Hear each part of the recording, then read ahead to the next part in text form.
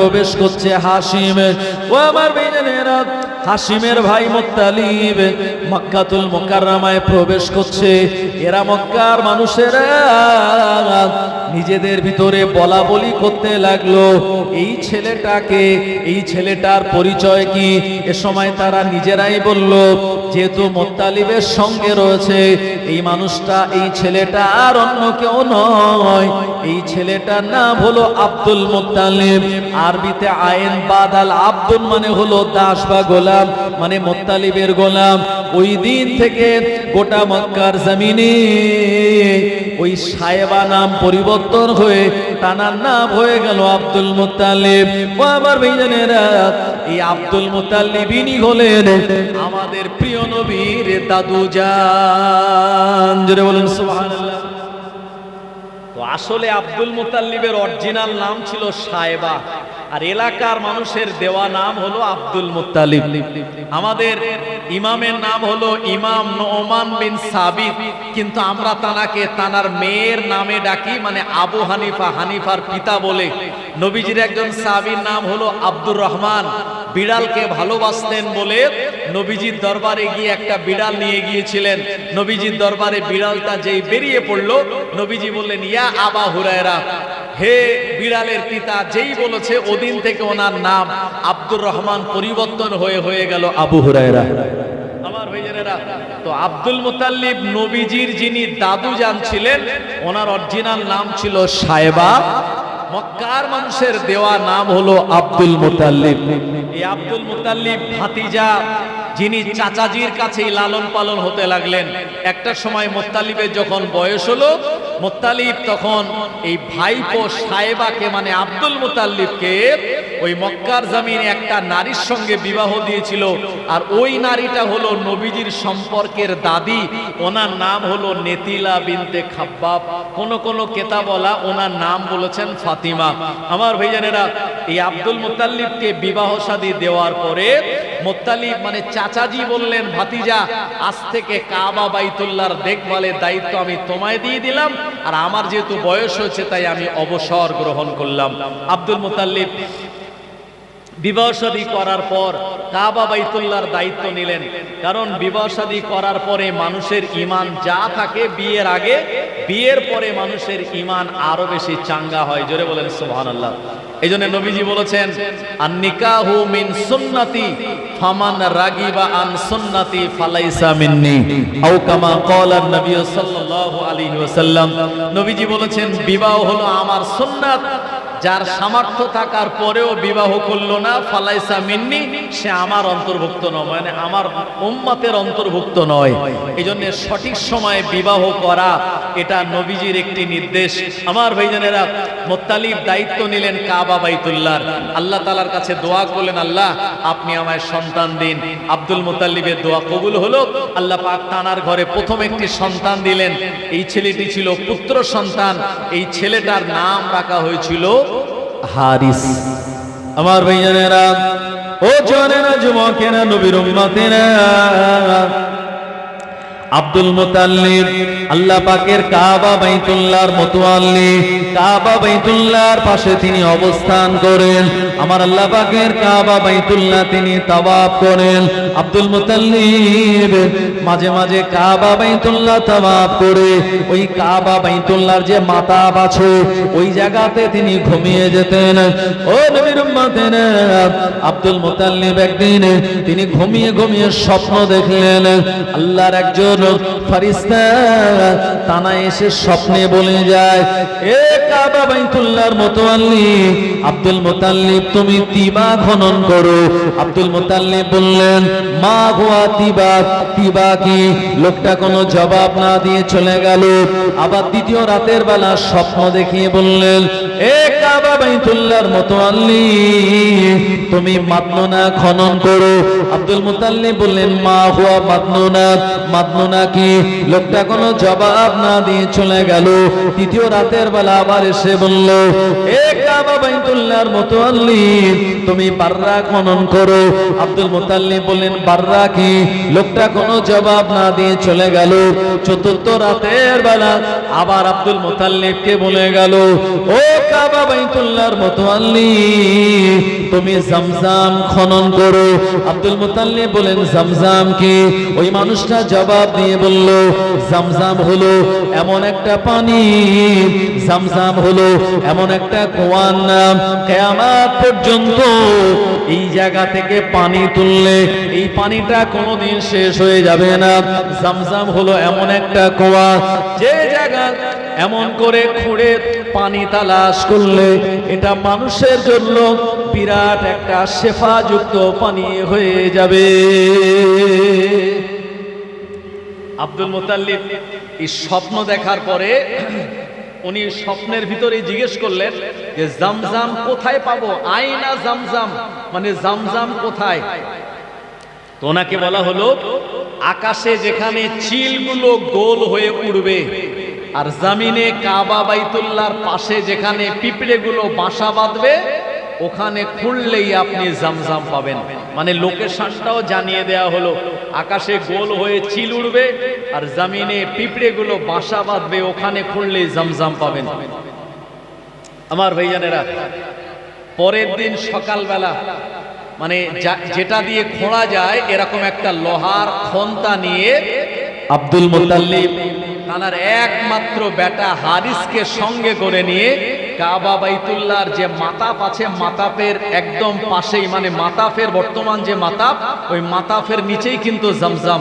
আমার ভাইজানেরা, ওই জায়গায় কাবা বাইতুল্লাহর পাশে গিয়ে একটা লোহার খন্তা দিয়ে খোঁড়া শুরু করলো। আবু জেহেলের বাড়ি, আবু লাহাবের বাড়ি, সায়বা ইবনে রাবিয়ার বাড়ি, উতবা ইবনে রাবিয়ার বাড়ি কাবা বাইতুল্লাহর আশপাশেই। এরা সবাই তাড়াতাড়ি ছুটে এসে বলল, এ আব্দুল মুতাল্লিব কি ব্যাপার, সকাল সকাল তোমার ছেলেকে নিয়ে আর একটা কোদাল নিয়ে তুমি এখানে খোঁড়া শুরু করেছো, ব্যাপার কি?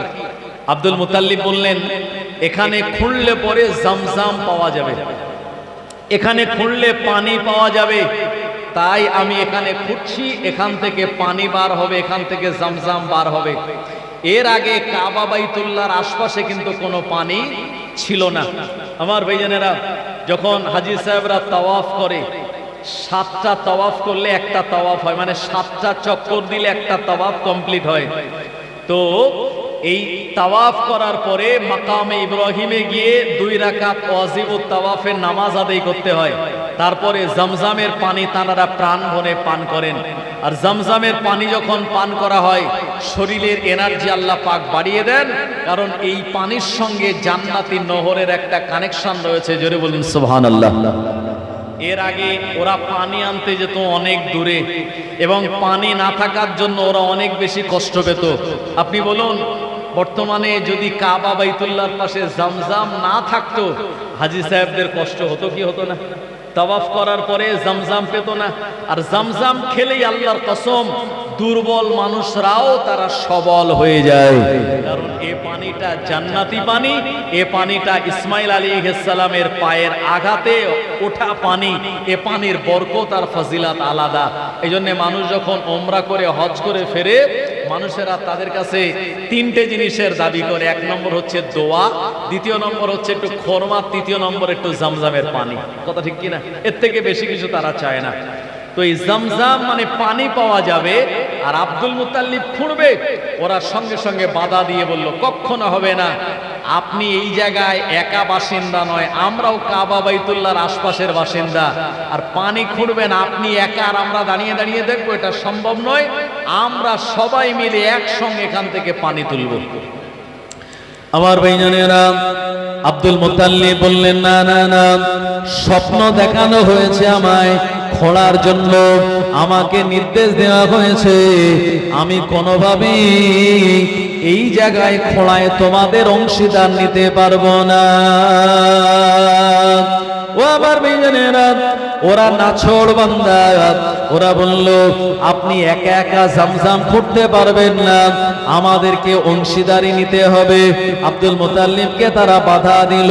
আল্লাহর নবী দাদু আব্দুল মুতাল্লিব কাবা বাইতুল্লাহর দিকে ফিরে ওদের বাধা পেয়ে আমার আল্লাহ তাআলার কাছে হাত তুলে দোয়া করে বললেন, ও রব্বুল আলামিন, আল্লাহ, আমার একটাই মাত্র পুত্র সন্তান, আল্লাহ পাক আপনি আমায় 10টা পুত্র সন্তান যদি দান করেন, এই 10 জন ছেলের সহযোগিতা নিয়ে 10 জন পুত্র সন্তানের আমি তাদের পাওয়ার আর ক্ষমতা নিয়ে এই জামজাম আমি খনন করব। আল্লাহ পাক আপনি আমায় 10টা পুত্র সন্তান দান করুন। আল্লাহ পাকের কাবা বাইতুল্লাহর মুতাআল্লি প্রিয় নবী দাদু আমার আল্লাহর দরবারে দোয়া চাওয়ার সঙ্গে সঙ্গে আমার আল্লাহ তাআলা দোয়াকে কবুল করে নিয়েছিলেন। আরো জোরে বলেন সুবহানাল্লাহ। ও নবীর উম্মতেরা, আমার আল্লাহ পাক পরবর্তীতে তানায় 10টা ছেলে দিয়েছিলেন, এটা পর্যন্ত মনে রাখুন। কিন্তু 10টা ছেলে হতে তো মিনিমাম 15 বছর টাইম লাগবে। এক বছরে তো 10টা ছেলে হবে না, 15 বছর টাইম লাগবে, 12 বছর টাইম লাগতে পারে। আব্দুল মুত্তালিব বললেন, তোমরা কি বলতে চাও? ওরা বলল, আপনায় জামজাম তো ফুটতে দেব না, কিন্তু আপনাকে একটা সমাধান বলে দিতে পারি। বলল, কি সমাধান? বলল, এখান থেকে আপনাকে নিয়ে আমরা খায়বারে যাব। খায়বার হলো একটা জায়গার নাম, যেখানে 7ম হিজরিতে নবীজি সাহাবে کرامগণেরা ইহুদি আর খ্রিস্টানদের বিরুদ্ধে লড়াই করেছিলেন। ওই খায়বারে যাব। ওখানে যাওয়ার পরে একজন ভবিষ্যৎ বক্তা মহিলা আছে, আমরা তার কাছে গিয়ে আমাদের এই সমস্যার কথা বলবো। কোন কোন কেতাবওয়ালা বলেছে যে তারা সিরিয়ায় যাওয়ার জন্য তৈরি হলো। এরপর একজন জাদুকর আছে, সেখানে গিয়ে আমরা আমাদের সমস্যার কথা বলবো, ওই ব্যক্তিটা যা সমাধান দিয়ে দেবে আমরা তা মেনে নেব। আব্দুল মুত্তালিব বললেন, তোমরা যাও। বলল, আমরা তো যাবই, কিন্তু সঙ্গে আপনাকেও নিয়ে যাব। আব্দুল মুত্তালিবকে তখন সঙ্গে তারা নিয়ে গেল। আব্দুল মুত্তালিব আমার ভাইজানেরা চামড়ার মশকে করে পানি নিলেন। ও জামানায় চামড়ার মশক ছিল। আজকে জামানায় যেমন 20 লিটারের প্লাস্টিকের জার পাওয়া যায়, ও জামানায় চামড়ার মশক পাওয়া যেত পানি নেওয়ার জন্য। এরা এই সফরে যাওয়ার আগে কিছু পানি নিয়ে নিল, কিছু খাদ্য খোরাক নিয়ে নিল। আমার ভাইজানেরা আপনারা জানেন আরবের টেম্পারেচার সব সময় বেশি থাকে, আর দুপুরের দিকে টেম্পারেচার আরো বেশি। আমি 1 সপ্তাহ আগে ফিরেছি, ওখানকার বর্তমান টেম্পারেচার হলো 45 ডিগ্রি। কত? 45 ডিগ্রি। আমাদের দিকে 35-36 ডিগ্রি, তাই আমরা ফ্যান ছাড়া ঘুমাতে পারি না। আর ওখানে 45 ডিগ্রি তাপমাত্রা। আমার ভাইজানেরা এই তাপমাত্রার উপর দিয়ে যখন মরুভূমির ময়দান দিয়ে তারা চলতে লাগলো, চলতে চলতে কয়েকদিন পর তাদের পানি শেষ হয়ে গেল। কিতাবের ভিতরে বর্ণিত হয়েছে 3 থেকে 4 দিন পর তাদের পানি শেষ হয়ে গেছে। আর 3-4 দিন তারা হাঁটতে হাঁটতে মোটামুটি বেশ মক্কা থেকে অনেকটা দূরে তারা পৌঁছে গেল। আমার ভাইজানেরা, এদের কারুর কাছে আর পানি নাই। এরা চিন্তায় পড়ে গেল, পিছনে আমাদের মক্কাতুল মুকাররমা, সামনে তো আমাদের সিরিয়া, রাস্তাটা অনেক দূর, অথচ আমাদের কাছে তো কোনো পানি নাই। এখন পানি যদি না পাওয়া যায়, এই জায়গায় আমরা কঠিন মুসিবতের মধ্যে পড়ে যাব। পানি ছাড়া তো বাঁচা যাবে না। ও নবীর উম্মত উম্মতানিরা, এরা কাবা বাইতুল্লাহর মুতাআল্লি আব্দুল মুত্তালিবের কাছে গিয়ে বলল, ও কাবা বাইতুল্লাহর মুতাআল্লি, তুমি একটু আল্লাহ তাআলার কাছে দোয়া করো, আল্লাহ পাক আসমান থেকে যেন পানি দেয়। কাবা বাইতুল্লাহর মুতাআল্লি আব্দুল মুত্তালিব বললেন, না না না, এ দোয়া আমি করব না, কারণ আমি তো দোয়া না করে বরঞ্চ আমি জামজাম খুঁড়ে পানি বার করার কোশিশ করছিলাম, আমি পানি বার করার চেষ্টা করছিলাম। তোমরা আমায় বাধা দিলে, তোমরা আমায় মানা করলে, জামজাম করতে না দিয়ে আজকে এই জায়গাতে টেনে আনলে। এখন পানি নাই আমার কাছে, তোমরা আবদার করো আমি কাবা বাইতুল্লাহর মালিকের কাছে যেন দোয়া করি। না না না, আমার দ্বারা সম্ভব নয়, আমি আল্লাহর কাছে দোয়া করব না। ও আমার ভাইজানেরা, ওরা সমস্যার মধ্যে পড়ে গেল, কারণ আব্দুল মুত্তালিব যে যুক্তি দিল, এই যুক্তিটা তো অযুক্তি নয়, এই যুক্তিটা তো তারা কোন রকম ভাবে খণ্ডন করতে পারল না। ও নবীর উম্মতেরা, এরা বড় পেরেশান নিয়ে আবার আব্দুল মুত্তালিবের কাছে গিয়ে বলল, ও কাবা বাইতুল্লাহর মুতাআল্লি, অন্তত একটা সমাধান আপনি আমাদের বলে দিন। আব্দুল মুত্তালিব মুতাল্লিব বললেন, মরুভূমির ময়দান, এই জায়গায় পানি পাওয়া যাবে না। ডান দিক বাম দিকে সামনে পিছনে কোনো জায়গায় তো পানি নাই, পানি ছাড়া এই জায়গায় আমরা আর বাঁচতে পারবো না। আমরা বালির ওপরে যদি মারা যায়, আমাদের বডিগুলো শিয়াল কুকুরেরা, জন্তু জানোয়ারেরা, আকাশের চিল শগুনেরা এরা ছিঁড়ে ছিঁড়ে খেয়ে নেবে, এতে আমরা বেইজ্জতি হয়ে যাব। এক কাজ করো, মরে যাওয়ার আগে সবাই নিজে নিজে একটা করে কবর খনন করে নাও।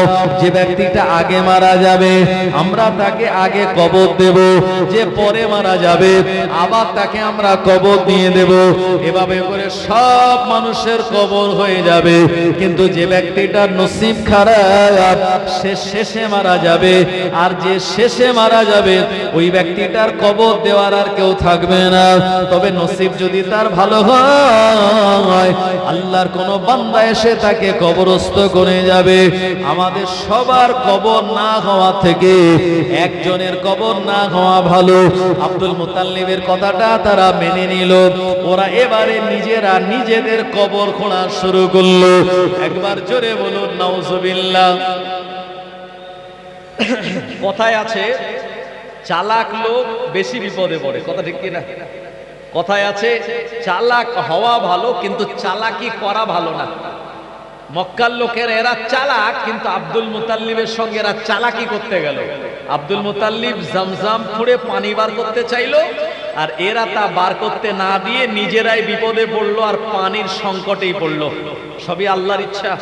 ভাই এরা বললো তাহলে আমরা কবর খুঁড়ি, আর কি করা যাবে? এমনিতেই কবর খোঁড়া কাজ অনেক কষ্টকর। যারা গ্রামের 2-4 জন আছে কবর খোঁড়ে, তাদের জিজ্ঞেস করবেন কবর খোঁড়া কাজ সহজ না কঠিন। যদি মাটি বালি হয় তো অসুবিধা নাই, আর যদি এঁটেল মাটি বা পাথুরে মাটি হয় তাহলে এই কবর খোঁড়া কিন্তু অনেক কষ্টকর। যেটা বাঁকুড়া পুরুলিয়ার লোক জানে যে কবর খুঁড়তে কত কষ্ট। বাঁকুড়া পুরুলিয়ায় কবর খুঁড়তে 10টা লোক লাগে আমার ভাইজানেরা। এরপরে এরা একে তো পানির পিপাসা সবার, তার উপরে আবার কবর খোঁড়ার কাজ, এদের পিপাসা অনেক বেশি বেড়ে গেল আমার ভাইজানেরা। এরা আব্দুল মুতাল্লিবকে বলল, তাহলে পানি যেহেতু পাওয়া যায় না, এই অবস্থায় আমরা কি মরণের জন্য অপেক্ষা করব? হঠাৎ করে ওদের ভিতর থেকে একজন বলে উঠলো, ওই যে দেখা যায় ওই জায়গায় পানির একটা আভাস পাওয়া যায়। আসলে মরুভূমির বালি, দূর থেকে সূর্যের কিরণ পড়লে এই বালিটা চিকচিক করছে, এটা দূর থেকে পানি বলে মনে হয়, আসলে এটা পানি নয়, এটা একটা মনের ধোঁকা। ও আমার ভাইজানেরা, মাঝে মাঝে পিচ রাস্তার উপরে প্রচন্ড সূর্যের তাপ পড়লে এখান থেকে একটা ধোঁয়া মতো, বাষ্প মতো বার হয়। দূর থেকে মনে হয় ওই পাকা রাস্তার উপরে মনে হয় পানি আছে। না না না, এটা পানি নয়, এটা হলো মরিচিকা। এ সময় তারা বলল, ওই যে পানি দেখা যায়, আমরা ওই জায়গাতে যাব, পানি পান করব। আব্দুল মুতাল্লিব বলেন, ওটা পানি নয়, ওটা হলো মরিচিকা। এ সময় তারা সবাই ওখানে যাওয়ার জন্য আবার নতুন করে উটের উপরে সওয়ার হলো। আল্লাহর নবী দাদু আব্দুল মুতাল্লিব তিনিও যখন উটের উপরে সওয়ার হলেন, ও আমার ভাইজানেরা, আমার আল্লাহ পাকের অপারী কুদরতি কি ক্ষমতা! আব্দুল মুতাল্লিবের উট জমিনে যে জায়গায় পা রেখেছিল, ওই জায়গা থেকে পা তোলার সঙ্গে সঙ্গে আব্দুল মুতাল্লিবের উট জমিন থেকে পা তোলার সঙ্গে সঙ্গে আমার আল্লাহ আব্দুল মুতাল্লিবের উটের পায়ের জায়গা থেকে অবিরত ধারায় পানি জারি করে দিয়েছিলেন। আরো জোরে বলেন সুবহানাল্লাহ। ও নবীর উম্মতেরা, এ সময় তারা আল্লাহু আকবার বলে চিৎকার দিল। এ সময় আব্দুল মুতাল্লিবকে তারা বলল, আমাদের আর ওখানে যাওয়া লাগবে না, আমাদের সিরিয়ায় যাওয়া লাগবে না। এরা বালি দিয়ে ভালো করে গাঁট করে নিল, আজলা ভরে দোহাত দিয়ে পানি পান করলো, এদের কলিজাটা ঠান্ডা হয়ে গেল। আব্দুল মুতাল্লিব বললেন, এখনো কি তোমরা সিরিয়াতে যাবে নাকি? ওরা বলল, না না না, আমাদের বিরাট ভুল হয়ে গেল, আপনার আপনার বিরুদ্ধে যাওয়া, আপনার বিরুদ্ধে চ্যালেঞ্জ গ্রহণ করা। আমরা মরুভূমির ময়দানে আপনাকে আমরা বিজয় ঘোষণা করে দিলাম, এখান থেকে আমরা মক্কাতুল মুকাররমায় ফিরে যাব, আর আপনি কাবা বাইতুল্লাহর পাশে গিয়ে এই zamzaমের কুয়াটা খুঁড়বেন। আমরা জমিনে বসে বসে কথা দিলাম, এই জমিনে দাঁড়িয়ে কথা দিলাম, বসে কথা দিলাম, আমরা আপনার আর বিরোধিতা করব না। আরো জোরে বলেন সুবহানাল্লাহ। প্রিয় নবী দাদু আব্দুল মুত্তালিবকে আমার আল্লাহ ওদের সামনে মান সম্মান ইজ্জতকে অনেক বেশি বাড়িয়ে দিয়েছিলেন। জোরে বলেন সুবহানাল্লাহ। এজন্য আমার আল্লাহ কোরআন মাজিদে জানিয়েছেন, অত ইজ্জু মান তাশাউ অত জিল্লু মান তাশাউ বিয়াদিকাল খায়র ইন্নাকা আলা কুল্লি শাইইন কাদির। আমার আল্লাহ পাক জানিয়ে দিলেন, আমি আল্লাহ যাকে ইচ্ছা তাকে ইজ্জত দান করি, আবার যাকে ইচ্ছা তাকে বেইজ্জতি করে দেই। সব ক্ষমতার মালিক হলেন আমাদের আল্লাহ রাব্বুল আলামিন। দুনিয়ার সব লোক মিলে যদি একজনকে ইজ্জত দিতে চায় আর আল্লাহ যদি তাকে বেইজ্জতি করে দেয়, দুনিয়ায় কোনো ব্যক্তি তাকে সবাই মিলে পারলেও ইজ্জত দিতে পারবে না। আর আল্লাহ পাক এমন করে জানাকে বেইজ্জতি করবে, দুনিয়ার মানুষ তাকে ইজ্জত দিতে পারবে না। ইজ্জতের মালিক আল্লাহ, বেইজ্জতি করে দেওয়ার মালিকও আমার আল্লাহ। আমার ভাইয়েরা, আব্দুল মুত্তালিবের গ্রহণযোগ্যতা গোটা মক্কাতুল মুকাররমায় তার ইজ্জতটা অনেক বেশি বেড়ে গেল। চলে আসলেন, আসার পরে ওনার ছেলে হারিসকে নিয়ে আর কাবা বাইতুল্লাহর পাশে যে zamzam, এই zamzaমের মাটি সরাতে লাগলেন। আর যারা ছিল তারা ওই জায়গায় আর কেউ বাধাও দিল না, তারা একটু আধটু সাহায্য সহযোগিতা করার চেষ্টা করেছিল। আব্দুল মুত্তালিব বললেন, না, আমাকে সাহায্য সহযোগিতা করবেন স্বয়ং আমার আল্লাহ, কিন্তু স্বপ্ন আমায় দেখানো হয়েছে, তোমরা একটুখানি অপেক্ষা করো। আমার ভাইজানেরা, খানিকটা খোঁড়ার পর ওই জায়গা থেকে আপনার একটা সোনার হরিণ পাওয়া গেল, যেটা বনু জুরহাম গোত্রের ব্যক্তিরা এই সোনার হরিণটা ওই zamzam কুয়ার ভিতরে লুকিয়ে রেখেছিল। কাবা বাইতুল্লাহর বাসিন্দা যারা, এরা বলল এই সোনার হরিণটা আমাদের দিতে হবে। আব্দুল মুত্তালিব বললেন, না না না, কাবা বাইতুল্লাহর পাশে zamzam করতে করতে আমি সোনার একটি হরিণ পেলাম, এর মালিক তোমরা কেউ নয়, আমি আব্দুল মুত্তালিব নয়, এ সোনার দামি জিনিসটার মালিক হলেন আমার আল্লাহ।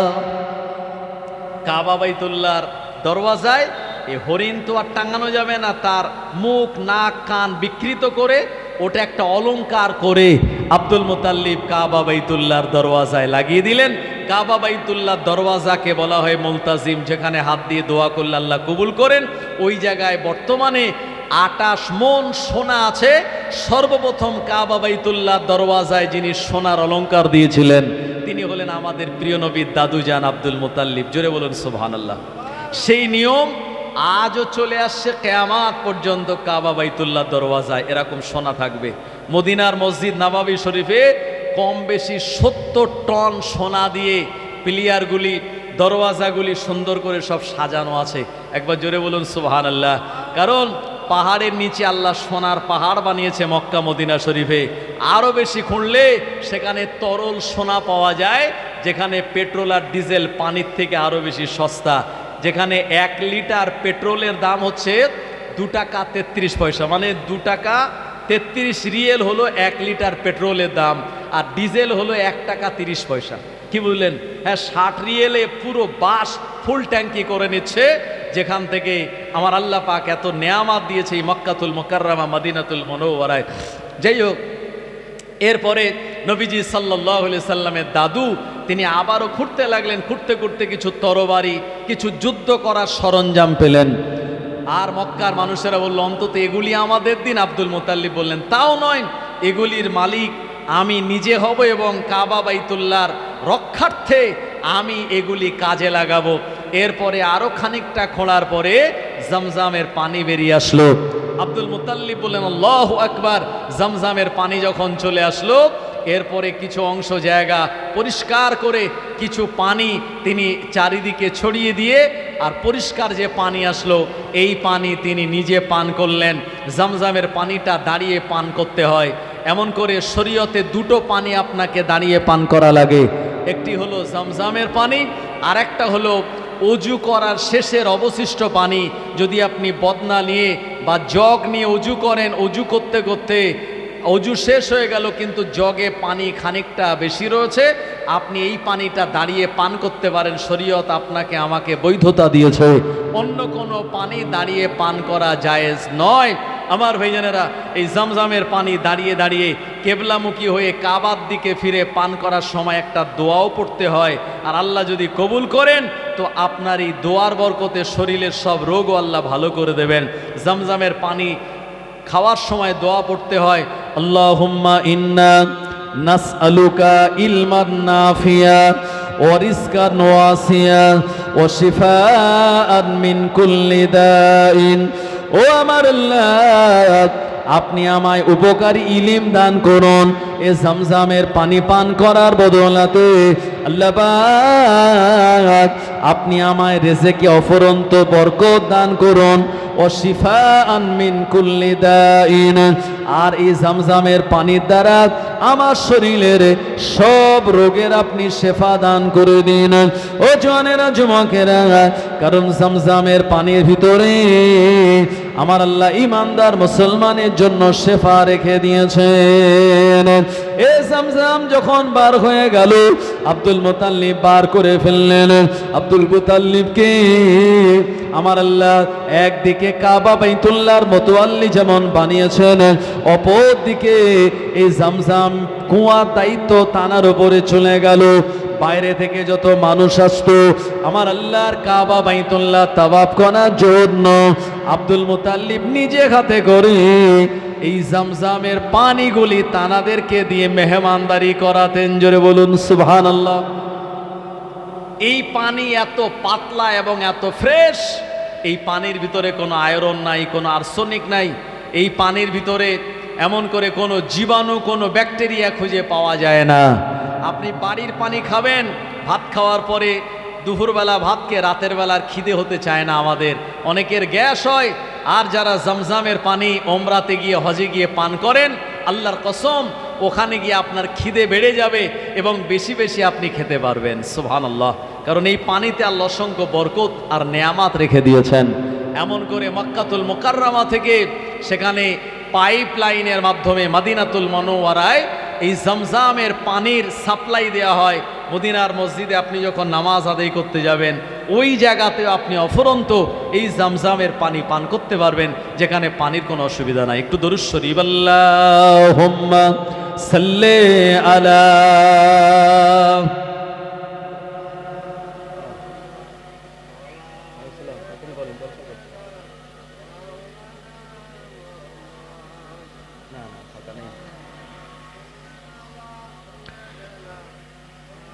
وعلى آل سيدنا फलक पर चाँद जैसा है, नबी का नाम ऐसा है।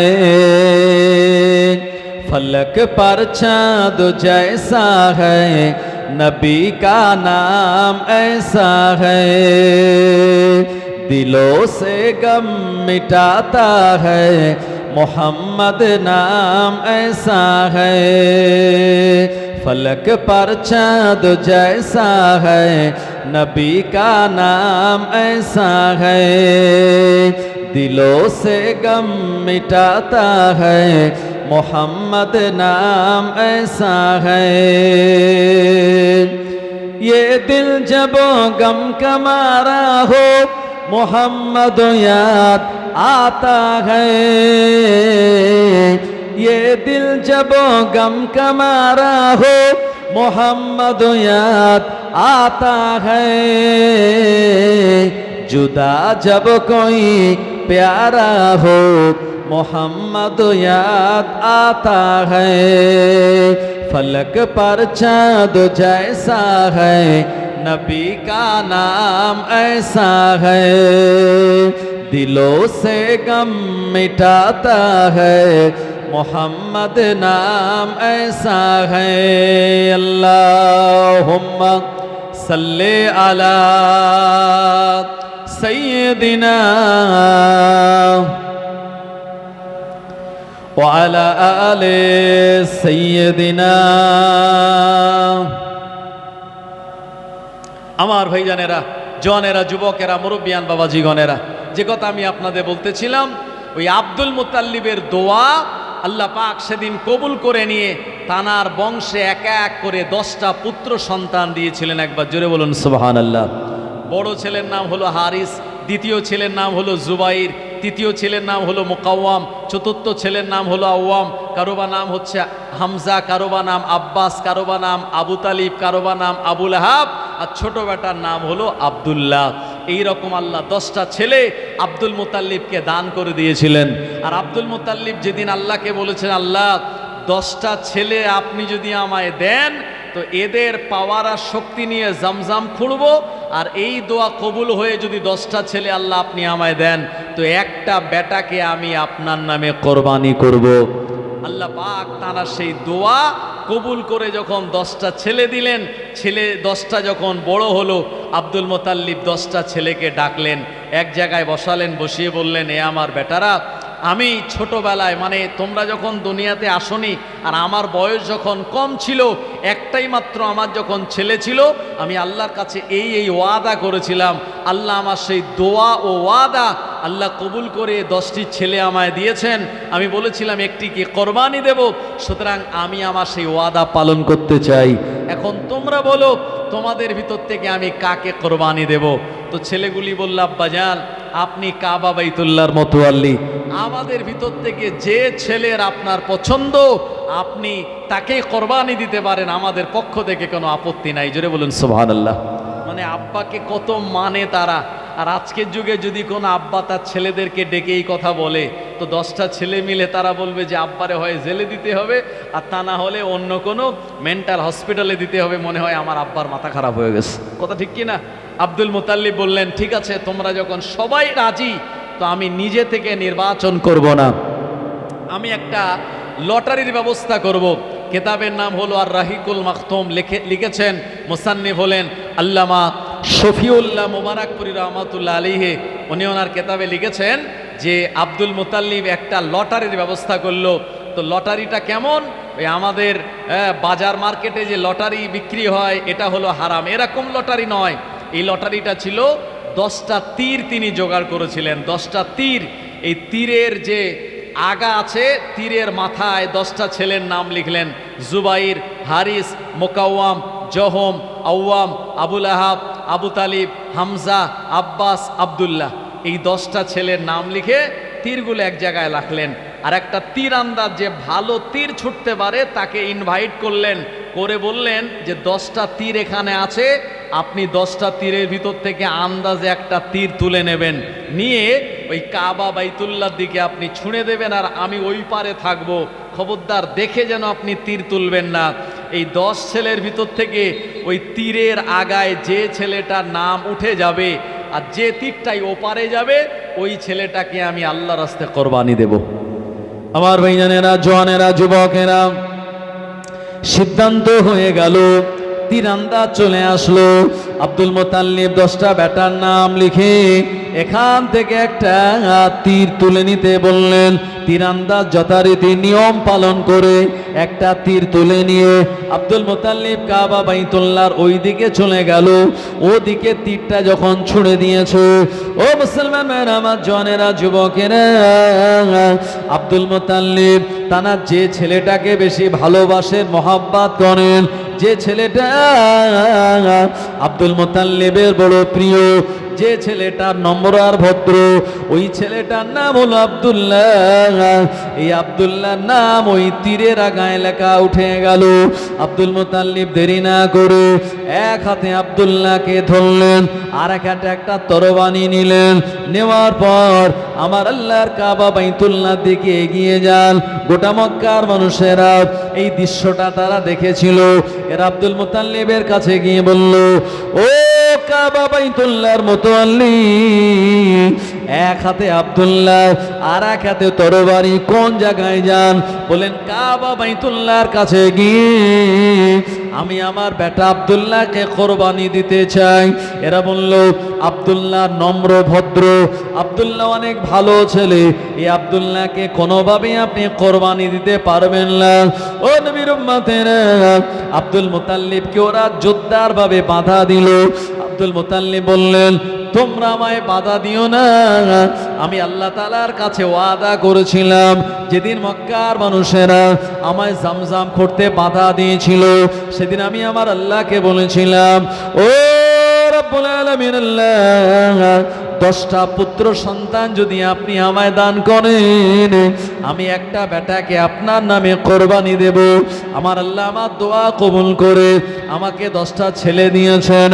এখন আমি আমার ওয়াদা পালন করতে চাই, তোমরা আমায় বাধা দিয়ে আমার সম্মুখে দাঁড়িও না, সরে যাও, আমার বেটাকে আমি কোরবানি দিয়ে দেব। ও নবীর উম্মতেরা, গোটা মক্কার মানুষেরা এরা আব্দুল মুতাল্লিবের বিপক্ষে চলে গেল। আব্দুল মুতাল্লিবের কাছ থেকে তারা আব্দুল্লাহকে ছিনিয়ে নেবে, আব্দুল্লাহকে তারা কেড়ে নিতে চায়। ও আমার ভাইজানেরা, কোনো মতে তারা কোরবানি দিতে দেবে না। ওরা বলল, আব্দুল্লাহকে আমাদের সামনে কোরবানি করে দেবেন, এটা আমরা কোনো মতেই মেনে নেব না। ও জওয়ানেরা, যুবকেরা, আব্দুল মুতাল্লিব বললেন, তাহলে তোমরা কি বলতে চাও? আমার ওয়াদা কি তোমরা পালন করতে দেবে না? ওরা বলল, এখান থেকে আমরা খায়বারে যাব, ওখানে একজন ভবিষ্যৎ বক্তা মহিলা আছেন, আমরা আমাদের সমস্যার কথা ও জায়গাতে গিয়ে বলবো।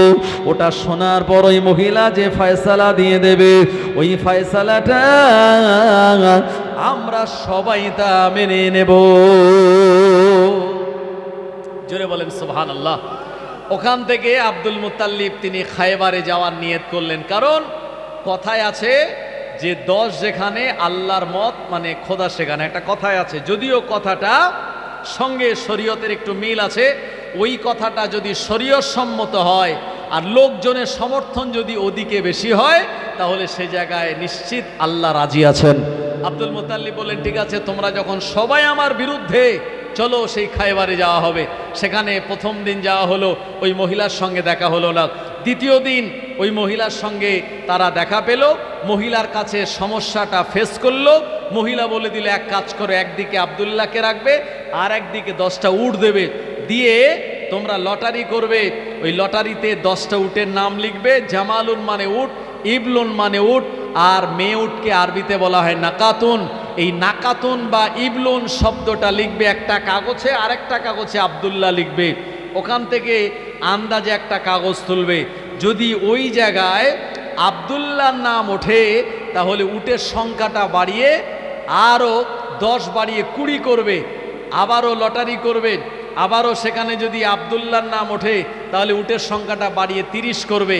এই করতে করতে 100টা যতক্ষণ না হবে, তোমরা উটের সংখ্যা 10টা করে বাড়াবে, আর এই লটারিটা চালু রাখবে। যে সময় আব্দুল্লাহর নাম না উঠে, বরঞ্চ এই উটের নাম ইবলুন বা জামালুন উঠে যাবে, তখন উটগুলিকে তোমরা যদি কোরবানি দিয়ে দাও আব্দুল্লাহর বিপক্ষে, তাহলে এই আব্দুল্লাহর মুক্তিপণ আদায় হয়ে যাবে, আব্দুল্লাহ প্রাণে বেঁচে যাবে। জোরে বলুন সুবহানাল্লাহ। এই মতামত তারা গ্রহণ করে নিল। আমার ভাইজানেরা, খায়বার থেকে তারা বাড়ি চলে আসলো। ওই মহিলার বলে দেওয়া নিয়ম অনুযায়ী তারা এই লটারি আর তারা সুন্দর করে পালন করতে লাগলো। একটা সময় দেখা গেল, একদিকে আব্দুল্লাহ আর একদিকে উটের সংখ্যাটা তারা 10, 20, 30, 40, 50, 60, 70, 80, 90, 100টা যখন করলো, ওই সময় উটের নাম উঠে গেল। এ সময় তারা 100 উট কাবা বাইতুল্লাহর মালিক আমার আল্লাহ পাকের নামে কোরবানি দিয়ে দিল। ওই 100 উট কোরবানি দেওয়ার মাধ্যমে আমার আল্লাহ পাক আব্দুল্লাহকে সেদিন বাঁচিয়ে দিয়েছিলেন। এজন্য প্রিয় নবী বললেন, আমি দুইজন জাবিহুল্লাহর পুত্র, একজন জাবিহুল্লাহ হলো ইসমাইল জাবিহুল্লাহ, আর একজন জাবিহুল্লাহ হলো আমার আব্বাজান আব্দুল্লাহ জাবিহুল্লাহ। ও আমার ভাইজানেরা, 100 উট কোরবানি দেওয়ার বিনিময়ে আমার আল্লাহ পাক সেদিন আব্দুল্লাহর প্রাণকে রক্ষা করে দিয়েছিলেন। জোরে বলেন সুবহানাল্লাহ। ও নবীর উম্মতেরা, আব্দুল্লাহ বেঁচে যাওয়ায় গোটা মক্কার মানুষেরা বিরাট খুশি হয়ে গেল। এই আব্দুল্লাহর কপালে আমাদের প্রিয় নবীর নূর মোবারক আল্লাহ পাক এবারে দান করে দিয়েছিলেন। কারণ এতদিন প্রিয় নবীর নূর ছিল আব্দুল মুতাল্লিবের কাছে, এবারে চলে আসলো আব্দুল্লাহর কপালে। কারণ আল্লাহ পাক আমাদের প্রিয় নবীকে নূর নবী করে বানিয়েছিলেন। কোরআন মাজিদে আমার আল্লাহ জানিয়েছেন, কদ জাআকুম মিনাল্লাহি নূরুন ওয়া কিতাবুম মুবিন। আমি তোমাদের কাছে দুটো জিনিস প্রেরণ করেছি, একটি হলো আমার নূর বামানা মুহাম্মাদুর রাসূলুল্লাহ সাল্লাল্লাহু আলাইহি ওয়াসাল্লাম, আর দ্বিতীয় নম্বর হলো ও কিতাবুম মুবিন, আল্লাহ তাআলার প্রকাশ্য পাক কালামুল্লাহ কোরআনুল মাজিদ। ও আমার ভাইজানেরা, জনেরা, যুবকেরা, আব্দুল্লাহর কপালে যখন আমাদের প্রিয় নবীর নূর মোবারক চলে এসেছে, আব্দুল্লাহর চেহারাটা দেখতে অনেক সুন্দর মনে হয়। আব্দুল্লাহর চেহারার ভিতর দিয়ে নূরের আলোর ঝলকানি দেখা যায়। মক্কার মহিলারা, মক্কার মেয়েরা আব্দুল্লাহর প্রতি তার আকর্ষিত হয়ে বলল। মক্কার অনেক নারীরা বলল, আব্দুল্লাহ, আমি তোমায় বিবাহ করতে চাই, তোমার স্ত্রী হতে চাই। আব্দুল্লাহ জবাব দিয়ে বলেছিলেন, না না না, এই বিবাহের ব্যাপারে আমি জানি না, যা জানে আমার আব্বা জান আব্দুল মুতাল্লিব তিনি ভালো জানেন। এই বিবাহের ব্যাপারে আমি নিজে মতামত দিতে পারি না। জোরে বলুন সুবহানাল্লাহ। আমার ভাইজানেরা, আজকের যুগে যেখানে ছেলেরা নিজেরা দেখে বিয়ে করছে, আর আব্দুল্লাহ সেখানে জবাব দিয়েছে, বিয়ের ব্যাপারে যা জানে আমার আব্বা জান জানে, আমি এ ব্যাপারে কোনো মতামত দিতে পারি না। এদিকে আব্দুল্লাহর বিবাহ দেওয়ার বয়সও হয়েছে, কিন্তু যোগ্যতম একটা নারী খুঁজে পাওয়া যায় না মক্কার জমিনে। আব্দুল মুতাল্লিব চারিদিকে মানুষকে বলেছে যে আমার এই ছেলে আব্দুল্লাহ সবার থেকে আলাদা, কোরবানি দিতে গিয়েছি, আল্লাহ 100 উটের বিনিময়ে তার জীবন রক্ষা করেছে। আব্দুল্লাহর আখলাক আদর্শ অনেক ভালো। তাই এমন কেউ আছো যে একটা সুন্দর নারীর সন্ধান করে দিতে পারবে, যার সঙ্গে আমি আব্দুল্লাহকে বিবাহ দেব? আমার ভাইজানেরা, গোটা মক্কার জমিনে এমন কোন নারী, এমন কোন মহিলা খুঁজে পাওয়া যায়নি যার সঙ্গে আব্দুল্লাহকে বিবাহ দেওয়া যাবে। এদিকে আব্দুল্লাহ এই মক্কাতুল মুকাররমাতেই আছে। এর আমাদের চিন্তা ভাবনাও আপনি মক্কাতুল মুকাররমায় রাখুন। এবারে চলুন মদিনাতুল মুনাওয়ারা, যে জায়গাটার নাম হলো ইয়াসরিব। ইয়াসরিবের জমিন একজন মানুষ ছিলেন, এনার নাম হলো আব্দুল ওয়াহাব জুহরি। এই আব্দুল ওয়াহাব জুহরি হলেন সম্পর্কে নবীজির নানা। এই আব্দুল ওয়াহাব জুহরির আদি বাড়ি ছিল মক্কাতুল মুকাররমায়। যখন ইয়াসরিবে মদিনায় চলে গিয়েছিল, ওখানে যাওয়ার পরে একজন মহিলার সঙ্গে বিবাহ করেছিল। ওই মহিলাটার নাম হলো বারিয়া, আর যে হলো আমাদের নবীজির সম্পর্কের নানি যান। নবীজির নানার নাম হলো আব্দুল ওয়াহাব জুহরি, আর নবীজির নানির নাম হলো বারিয়া। আমার ভাইজানেরা, তানাদের দাম্পত্য জীবন ছিল অনেক সুখের, কিন্তু সমস্যা হলো তানাদের এই দাম্পত্য জীবনে কোনো সন্তান ছিল না। আচ্ছা বলুন ভাই, আপনার যদি টাকা থাকে, বড় বিল্ডিং থাকে, গাড়ি থাকে, বাড়ি থাকে, কোনো কিছুর অভাব নাই, কিন্তু অভাব সন্তানের। সন্তান যদি না থাকে, মনটা হীনমান্যতায় ভুগবে কি ভুগবে না? এটা মনের ভিতরে প্রেসারে থাকবে কি থাকবে না? তো আব্দুল ওয়াহাব জুহরি আল্লাহর কাছে বারবার দোয়া করে, আল্লাহ আপনি আমার ঘরে একটি সন্তান দিন, সন্তান দিন। তো দোয়া কবুল হয় না। পরিশেষে আব্দুল ওয়াহাব জুহরি দোয়া করেছে, ও রব্বুল আলামিন আল্লাহ, ও রব্বুল আলামিন আল্লাহ, আমি আব্দুল ওয়াহাব জুহরি আপনার কাছে দোয়া করি, আল্লাহ আপনি যদি আমার বংশে একটা সন্তান দান করে দেন, আমি আব্দুল ওয়াহাব জুহরি আপনার কাবা বাইতুল্লাহতে গিয়ে হজ করে আসবো, তাওয়াফ করে আসবো, আমি হাজরে আসওয়াদে চুমা দিয়ে আসবো। আব্দুল ওয়াহাব জুহরির দোয়া আমার আল্লাহ পাকের দরবারে মঞ্জুর হয়ে যায়। আব্দুল ওয়াহাব জুহরি বলেন, আল্লাহ আপনি আমায় একটা পুত্র সন্তান দান করুন। এ পুত্র সন্তান দান করলে আমি আপনার কাবা বাইতুল্লাহতে গিয়ে হজ করে আসব। আমার আল্লাহ তাআলা দোয়া কবুল করে নিয়ে তানার স্ত্রী বারিয়াকে গর্ভবতী আমার আল্লাহ হওয়ার সুযোগ দান করে দিলেন। ওনার স্ত্রী যখন গর্ভবতী, এই সংবাদটা আব্দুল ওয়াহাব জুহরির কানে চলে গেল। আব্দুল ওয়াহাব জুহরি আল্লাহ পাকের দরবারে তিনি প্রশংসা করলেন, শুকরিয়া জ্ঞাপন করলেন। ও আমার ভাইজানেরা, দীর্ঘ 10 মাস অতিক্রান্ত হওয়ার পর আব্দুল ওয়াহাব জুহরির ঘরে আমার আল্লাহ কোনো পুত্র সন্তান দেন নাই। আমার আল্লাহ পাক তখন একটি কন্যা সন্তান দিয়েছিলেন। যে জামানায় কন্যা সন্তান হওয়াটাকে তারা অপরাধ মনে করত, কন্যা সন্তান হলে ওই মাসুম বাচ্চাটাকে তারা জীবিত দাফন করে দিত। এমন একটা জামানায় যখন আব্দুল ওয়াহাব জুহরির ঘরে একটা কন্যা সন্তান জন্মগ্রহণ করেছে, অনেক বছর পর বারিয়া এই বাচ্চাটাকে সাদা কাপড়ে মুড়ে আর স্বামী আব্দুল ওয়াহাব জুহরির কাছে নিয়ে গিয়ে বললেন, ও আমার স্বামী আব্দুল ওয়াহাব জুহরি, একটা মাত্র বাচ্চার জন্য আমরা স্বামী স্ত্রী কত কান্নাকাটি করেছি, আপনি আল্লাহ তাআলার কাছে কত ওয়াদা করেছেন। দেখুন আমার আল্লাহ পাক আমার ঘরে, আমাদের ঘরে এইরকম একটা কন্যা সন্তান দিয়েছেন। ও আমার ভাইজানেরা, এই মহিলাটা, এই বাচ্চা কন্যাটা দেখতে এত সুন্দরী ছিল, এত সুন্দর তার চেহারা। আব্দুল ওয়াহাব জুহরি দেখার পর দেওয়ানা হয়ে গেল।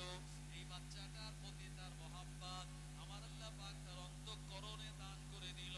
ওই কন্যা সন্তান হলে জীবিত দাফন করে দেওয়ার চিন্তা ভাবনা আব্দুল ওয়াহাব জুহরির মাথা থেকে ফেনিশ হয়ে গেল। ও আমার ভাইজানেরা, এ মাসুম বাচ্চা, তাকে নিয়ে চুমা দেয়, তাকে নিয়ে মহব্বত করে, কি নাম রাখা যাবে?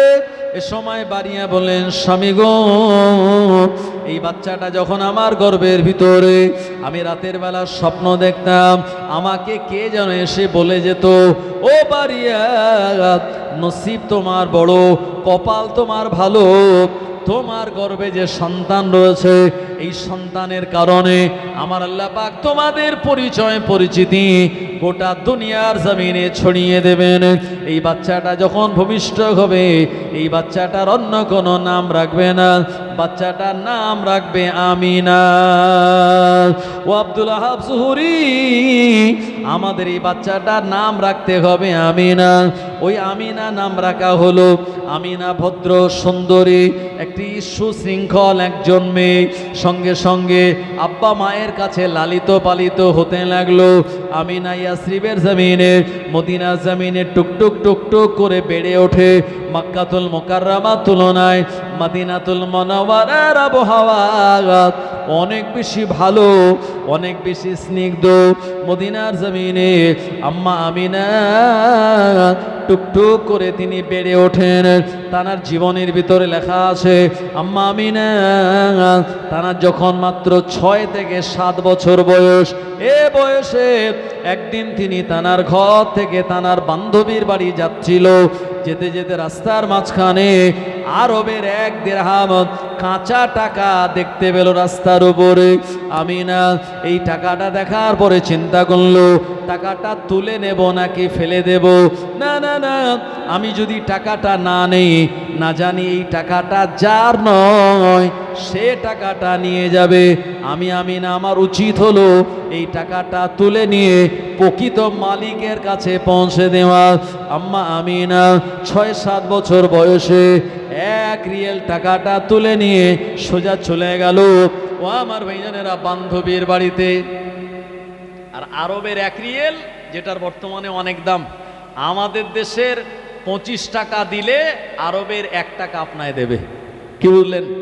আমি 10,000 টাকা ওখানে খুচরো করলাম যে আমাদের ইন্ডিয়ার টাকা 10,000 দিয়েছি, তো সেখানে দেখা গিয়েছে দিচ্ছে আপনার 420 রিয়েল, তবে অনেক মুআল্লিম হয়তো এটা কম দিয়ে কিছু টাকা লাভ করে।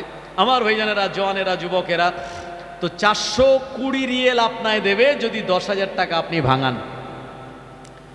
তো এই 1 রিয়েলে আজকের যুগে 1 টাকা, যেমন আমাদের দেশের 1 টাকা ফকিরকে দিলেও ফকির নেয় না, কারণ এখনকার 1 টাকায় কলা আঁকানো আছে, মানে ওই 1 টাকায় কিচ্ছু হয় না। আর আগেকার 1 টাকায় ধানের শীষ ছিল, মানে অনেক কিছু হতো। আর এখনকার 1 টাকায় দেখবেন এরকম আছে, মানে কিচ্ছু হয় না, ওটা ফকিরও ফেলে দেয়। ছোট ছোট 1 টাকা দোকানদাররাও নিতে চায় না, যদিও সরকারিভাবে এটা ব্যান করা হয়নি, কিন্তু অনেক দোকানদাররা নেয় না আমার ভাইজানেরা। কিন্তু 1 রিয়েলের ওখানে অনেক দাম আছে। আপনি মোটামুটি 1 টাকায় একটা ভালো তসবি পেয়ে যাবেন, 1 রিয়েল একটা টুপি পেয়ে যাবেন। তো এই কাঁচা টাকা নিয়ে যখন গেল, বান্ধবী বলছে আমিনা এই টাকাটা নিয়ে চলো আমরা দোকান থেকে খাবার কিনে আনি।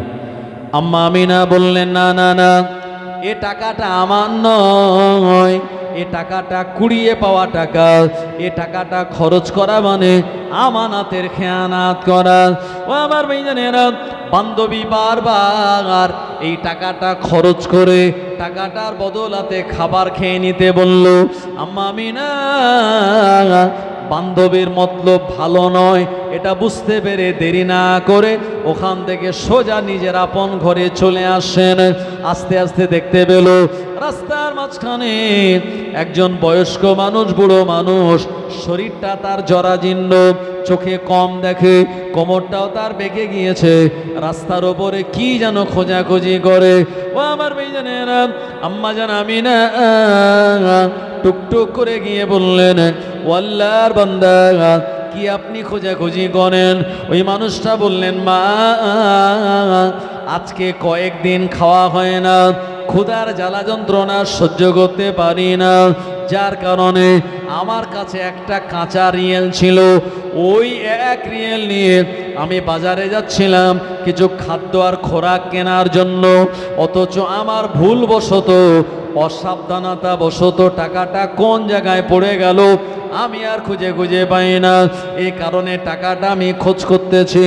ও আমার ভাইজানেরা, প্রিয় নবীর আম্মা হযরত আমিনা ওই মানুষটাকে নিয়ে বললেন, ওগো আল্লাহর বান্দা, আপনি চলুন আমার ঘরে চলুন। আম্মা আমিনা ওই মানুষটাকে নিয়ে তানার বাড়িতে নিয়ে গেলেন, বসার জায়গা দিলেন, পানি পান করালেন, মেহমানদারি করালেন। ওই বয়স্ক মানুষটা খুশি হয়ে গেল, এবারে চলে আসবেন। আম্মা জান আমিনা ওই টাকাটা নিয়ে বললেন, ও আল্লাহর বান্দা, দেখুন না এই টাকাটা আপনার নাকি? নিজের হারানো টাকা দেখে চিনতে পেরে গেল।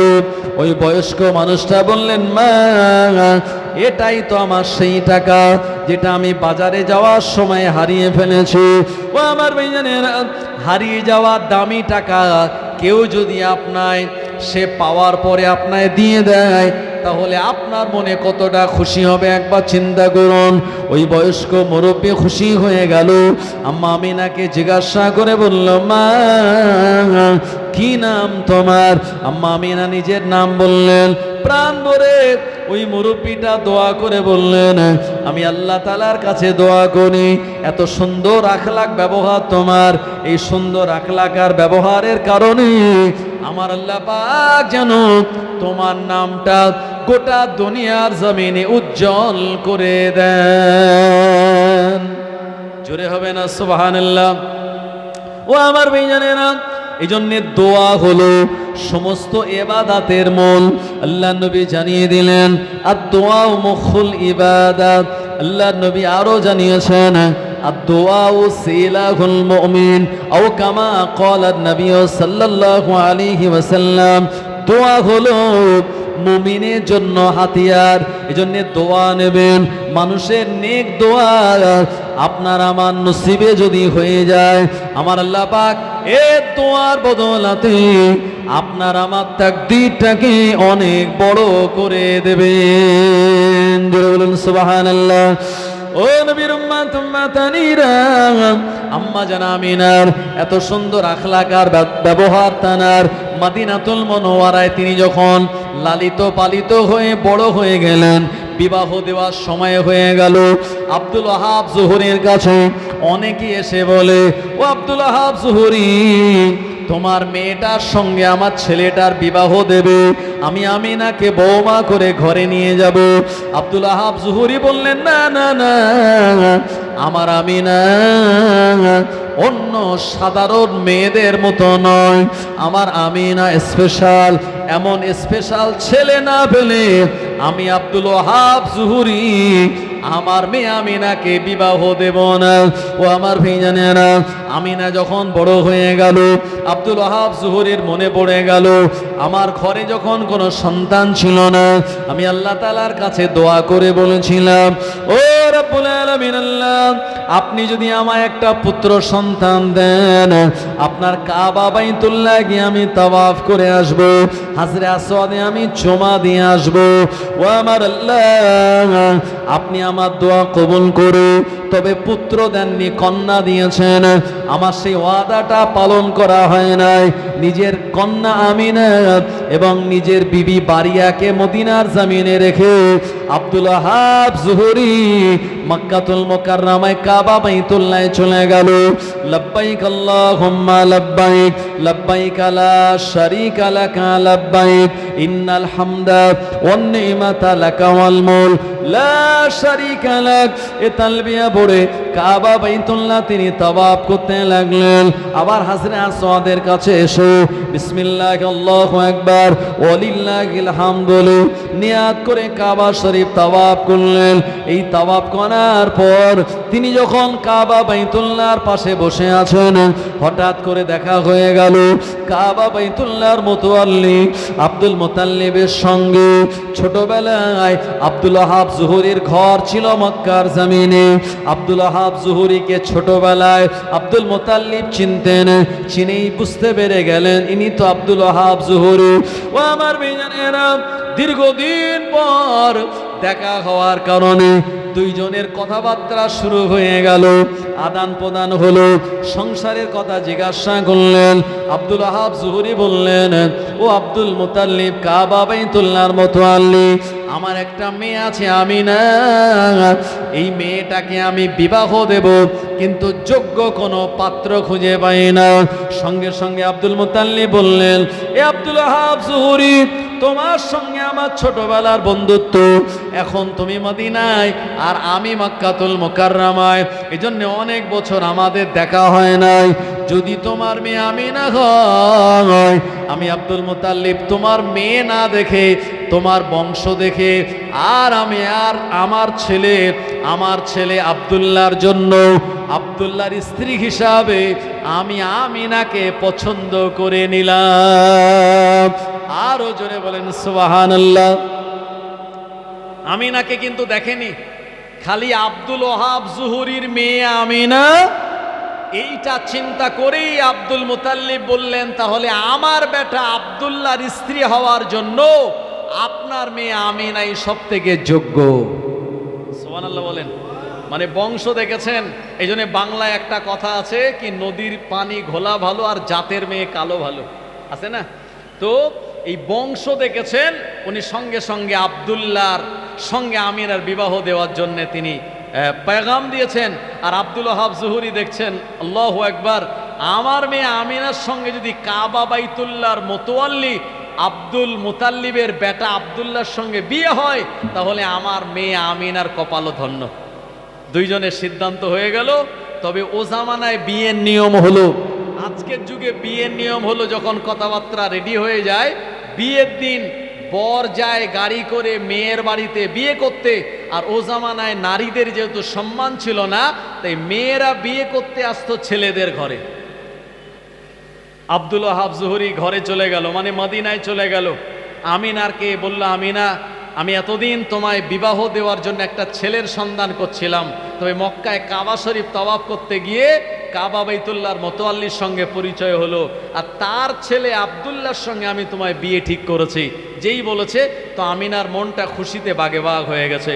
আব্দুল ওয়াহাব জুহরি বললেন, মা, এর আগেও অনেক ছেলে তোমায় বিয়ে করার পেগাম দিয়েছিল, কিন্তু তুমি কোনো পেগামে খুশি হও নাই, অথচ আব্দুল্লাহর নাম শোনার পরে তোমায় খুশি খুশি দেখাচ্ছে, এর কারণ কি আমি একটু জানতে পারি? আমিনা বললেন, ও আমার আব্বাজান, আমি যখন ময়দানে এই মদিনার জমিনের ময়দানে ফাঁকা জায়গায় ঘুরে বেড়াই, হঠাৎ করে আসমান দিয়ে আওয়াজ দিয়ে আমায় বলা হয়, ও আব্দুল্লাহ বিবি, ও আব্দুল্লাহর সহধর্মিনী, আমার পক্ষ থেকে তুমি সালাম গ্রহণ করো।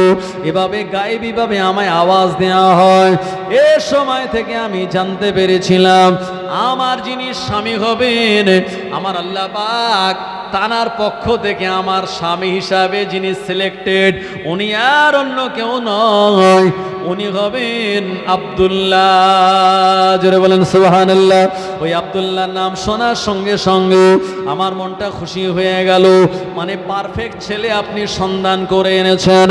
ও আমার ভাইজানেরা, আমিনাকে সাজিয়ে গুজিয়ে নিয়ে আর আব্দুল ওয়াহাব জুহুরি মক্কার জমিনে চলে গেল। আব্দুল্লাহকেও আনা হলো আল্লাহ পাকের কাবা বাইতুল্লাহর কাছে, পাশাপাশি তাদের আলাদা জায়গাতে বসিয়ে ও জায়গাতে বিবাহের ইজাব পাঠালেন আব্দুল্লাহ, আর কবুল করলেন আমিনা। বিবাহের শর্ত হলো ইজাব আর কবুল। ও আমার ভাইজানেরা, খুতবা দেওয়া হলো সুন্নাত। এ খুতবা দিয়েছিলেন কাবা বাইতুল্লাহর মুতাওয়াল্লি আব্দুল মুতাল্লিব। এমন করে খুতবা দেওয়ার পরে আর আব্দুল ওয়াহাব জুহুরি তানাদের সবার জন্য দোয়া করলেন। আমিনার হাতটা আব্দুল্লাহর হাতের সঙ্গে দিয়ে বললেন, ও আমিনা, এতদিন আমি তোমার আব্বা ছিলাম, আমি তোমার গার্জিয়ান ছিলাম, আজ থেকে তোমার গার্জিয়ান হলো তোমার স্বামী আব্দুল্লাহ। আব্দুল্লাহর সঙ্গে ভালো আচরণ করো। আব্দুল্লাহ তোমার স্বামী, তার কথা মতো চলে যদি আমার আল্লাহকে রাজি আর খুশি করাতে পারো, আমার আল্লাহ তোমার উপরেও রাজি আর খুশি হয়ে যাবে। আম্মা আমিনার হাতটা আব্দুল্লাহর হাতের সঙ্গে মিলিয়ে দিয়ে এই চার হাতের জন্য দোয়া করলেন। ওই জায়গায় যত মেহমান ছিলেন খোরমা দিয়ে তানাদের মেহমানদারি করানো হলো। আব্দুল্লাহ নিজের নতুন বিবি আমিনাকে নিয়ে আর আপন ঘরে বিদায় নিলেন। এতদিন প্রিয় নবী নূর মুবারক আব্দুল্লাহর পেশানিতে ছিল। আম্মা আমিনাকে ঘরে নেওয়ার পর মোহাব্বতের সঙ্গে আব্দুল্লাহ যখন চুমা দিয়েছিল, ওই চুমা দেওয়ার সঙ্গে সঙ্গে প্রিয় নবী নূর মুবারক আম্মা আমিনার কাছে চলে গেল। আম্মা আমিনা অনেক বেশি সুন্দরী হয়ে গেলেন। প্রিয় নবী নূর মুবারক যাওয়ার পর আম্মা আমিনার শরীর দিয়ে সুগন্ধি বার হতে লাগলো, চেহারা উজ্জ্বল হয়ে গেল। আব্দুল্লাহ চেহারাটা ফ্যাকাশে হয়ে গেল।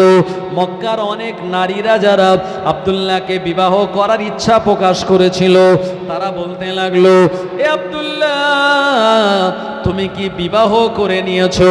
আব্দুল্লাহ বলল, হ্যাঁ আমি বিবাহ করে নিয়েছি। এ সময় তারা বলল, নসিব তার ভালো যে তোমায় বিবাহ করে তোমার স্ত্রী হতে পেরেছে। তবে আব্দুল্লাহ শুনে রাখো, আমরা তোমায় বিবাহ করার ইচ্ছা প্রকাশ করেছিলাম তোমাকে পাওয়ার জন্য নয়, আসলে তোমার পেশানিতে যে নূর দেখেছিলাম ওই নূরে মুহাম্মাদির মা হওয়ার জন্য আমরা তোমায় বিবাহ করার ইচ্ছা প্রকাশ করেছিলাম। তবে দুঃখজনক হলেও কথাটা সত্য, ওই নূর এখন তোমার কপালে আর নাই। আব্দুল্লাহকে বিবাহ করতে পারিনি বলে আর নবীজির মা হতে পারেনি বলে মক্কার অনেক নারীরা তারা পাহাড় থেকে আর ঝাঁপ দিয়ে তারা নিজেদের জীবনকে সুসাইড করে দিয়েছিল, অনেক কুয়ায় পড়ে মারা গিয়েছিল। প্রিয় নবীর মহাব্বত আর ভালোবাসায় ও জওয়ানেরা, যুবকেরা, প্রিয় নবীর নূর মুবারক আম্মা আমিনার কাছে যখন চলে গেল, আম্মা আমিনা বলেন, আমার গোটা শরীর দিয়ে সুগন্ধি বার হতো। এভাবে করে কয়েকটা মাস পেরিয়ে গেল। একদিন আব্দুল মুতাল্লিবের বেটারা তারা বাণিজ্য করার জন্য সিরিয়াতে যাবে। আব্দুল্লাহ তিনি আব্বাজানকে বলেন, আব্বাজান আপনি আমায় অনুমতি দিন, আমার ভাইদের সঙ্গে আমিও সিরিয়ায় বাণিজ্য করার জন্য যাব। আব্বাজান প্রথম অংশে অনুমতি না দিলেও দ্বিতীয় অংশে বারবার আব্দুল্লাহ বলার কারণে অনুমতি দিয়ে দিয়েছিলেন। আমার ভাইজানেরা, আপনারা জানেন এই আব্দুল্লাহ তার আপন ভাইদের সঙ্গে মক্কাতুল মুকাররমা থেকে সিরিয়ার জমিনে গিয়েছিলেন।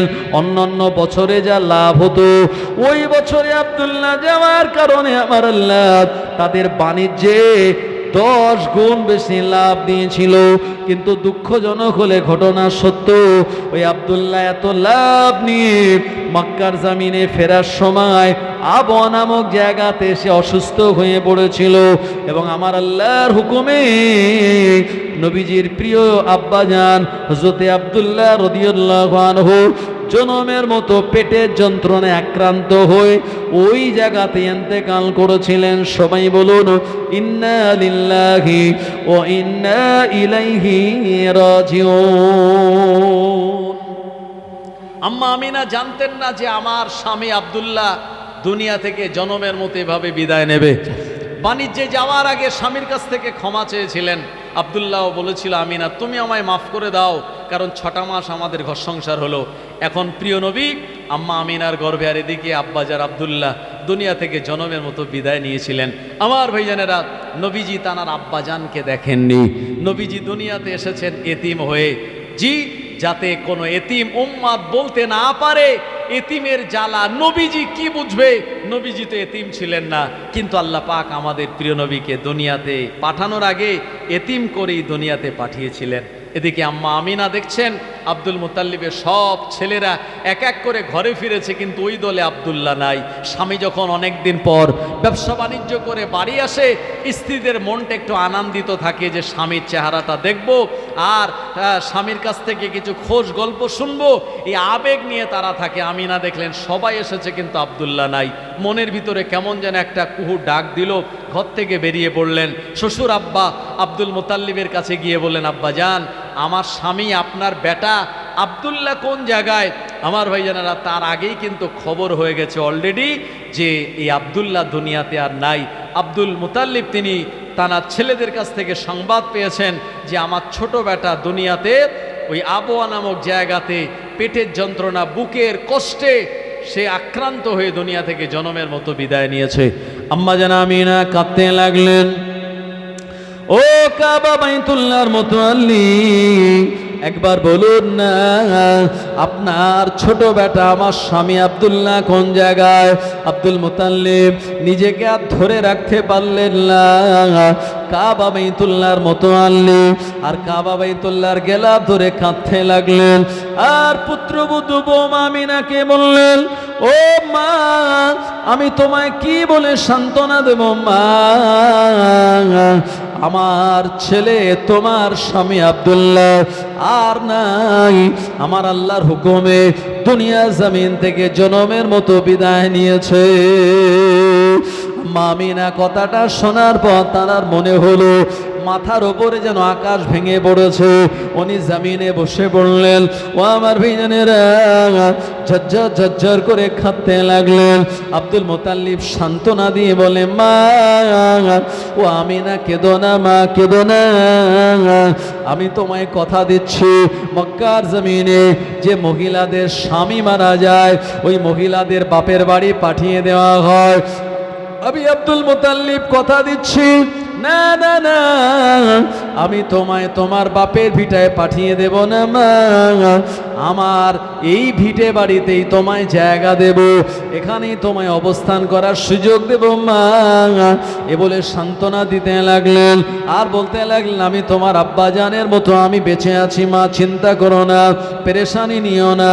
আব্দুল ওয়াহাব জুহুরির কন্যা আমিনা শ্বশুর আব্বাজানের কথায় সান্ত্বনা পেয়ে তিনি কাঁদতে কাঁদতে নিজের আপন ঘরে চলে গেলেন।